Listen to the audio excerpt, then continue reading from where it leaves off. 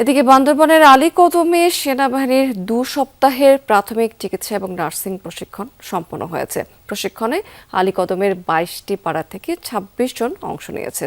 তাদের হাতে কলমে বিভিন্ন জরুরি সেবার প্রশিক্ষণ দেওয়া হয়েছে। সেনাবাহিনীর পক্ষ থেকে নেওয়া এমন উদ্যোগে খুশি প্রশিক্ষণপ্রাপ্তরা। পরে তাদের হাতে সনদপত্র এবং ফার্স্ট এইড সামগ্রী তুলে দিয়েছেন সেনাবাহিনীর Alikadam zone commander lieutenant colonel Ashikur Rahman.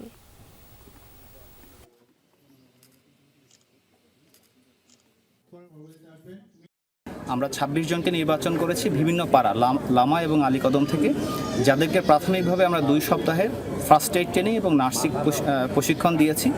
যে প্রশিক্ষণ নেওয়ার মাধ্যমে তাদেরকে আমরা মেডিসিন এবং ব্যাগ সহ ইকুইপ করে দিয়েছি, যাতে তারা তাদের পাড়াগুলোতে যে তাদের প্রাথমিক যে চিকিৎসা মানুষের দোরগোড়ায় পৌঁছানোর যে একটা উদ্যোগ ছিল আমাদের, সেটা প্রাথমিকভাবে বাস্তবায়ন করবে।